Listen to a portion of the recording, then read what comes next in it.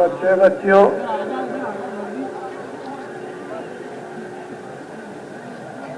हिंदू मुसलमान ईसाइयों,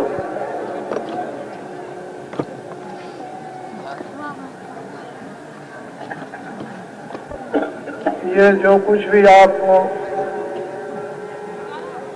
इस जमीन पर, इस धरती पर दिखाई देता है,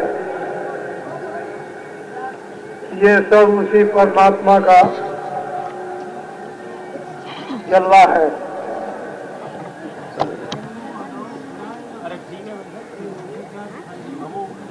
भगवान ने किस विधि और तरकीब से ये रचना की है और उस रचना का इस मृतलोक में एक छोटा सा अंश दिखाई देता है। ये सब धरती पर जीवात्माएं परम पिता परमात्मा की भेजी हुई, इनको यहाँ पर लाया गया जब कोई पाप और पुण्य नहीं था, तो सब योगी थे, सब विज्ञानी थे, सब कृतार्थ रूप थे, सबको बोध था, सबको दर्शन होते थे और सब आनंदित थे और सब परम कल्याणकारी। जब शरीर छूटा तो जीवात्माएं जहाँ से आई उसी परम स्थान पर उस परम पिता, उस प्रभु के पास पहुंच जाती थी। पीछे ये देखा गया कि ये खेल तो सब खत्म हो जाएगा अगर यही रास्ता जारी रहा, तो फौरन यहाँ पर विशेष शक्तियां भेजी गई। उन शक्तियों ने 4 वेदों की रचना की,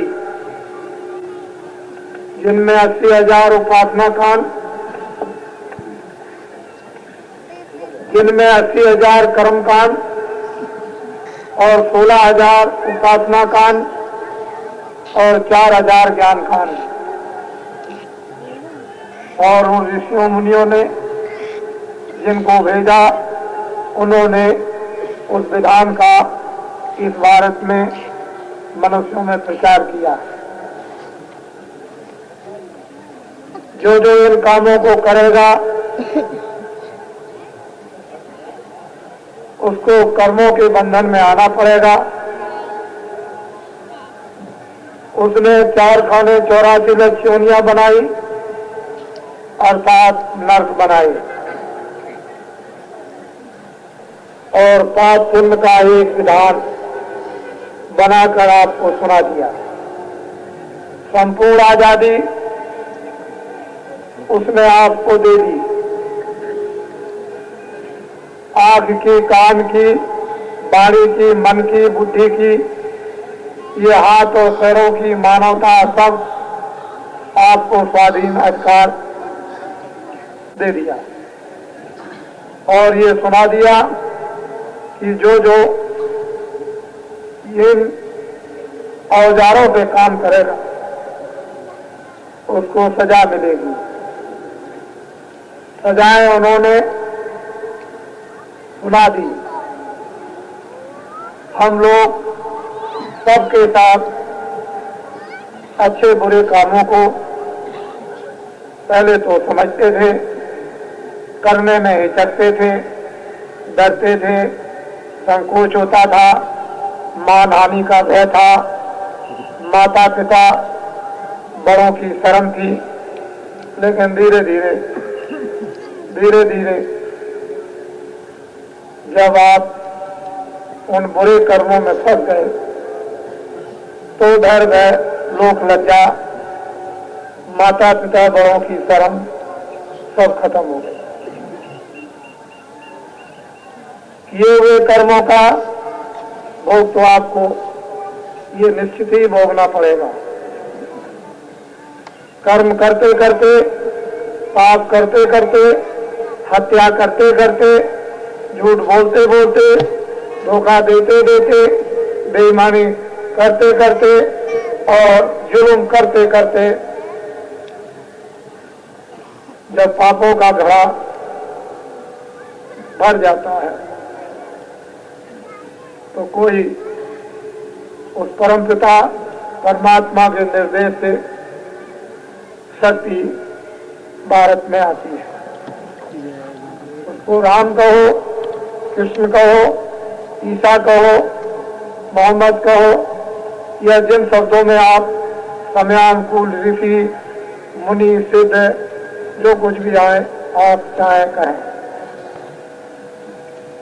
और फिर वो बड़ा हुआ पापों का घड़ा फूटता है, विद्रोह होता है, विक्रांति होती है, हाहाकार मचता है, भूख से मरते हैं, अकाल पड़ता है, अकाल मृत्यु होती है, अनेक विविध भांत की घटनाएं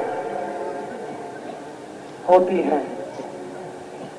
ये हमारी धर्म पुस्तकें हमको याद करा रही थी, लेकिन अब हम लोगों ने उन धर्म पुस्तकों को त्याग दिया।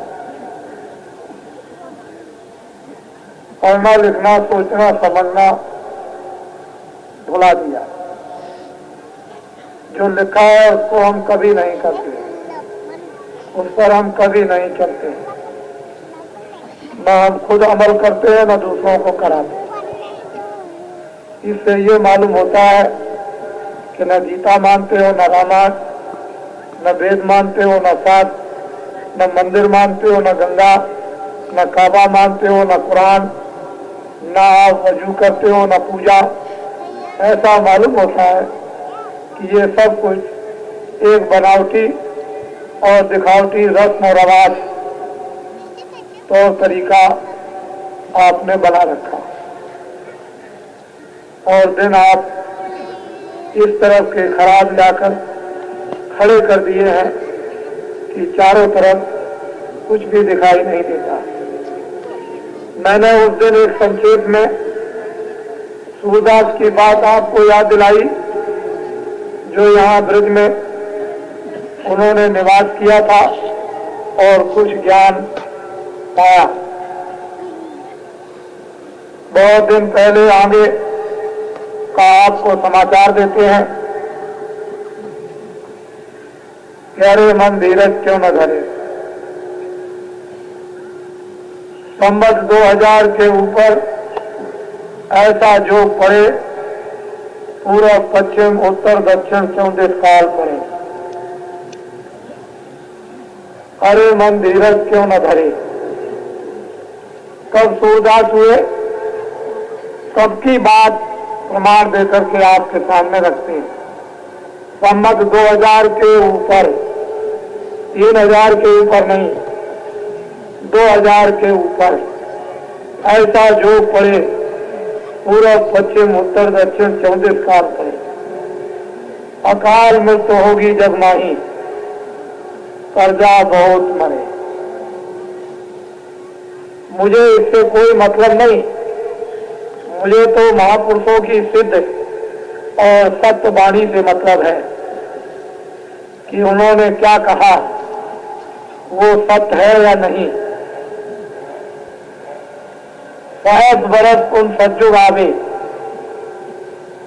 धर्म की बेल बढ़े, अरे मन धीरज क्यों ना धरे। हजारों वर्षों के लिए सज्जुग आएगा इस कलयुग में, और कलयुग अभी खत्म नहीं होगा, लेकिन कलयुग में सज्जुग लग जाएगा।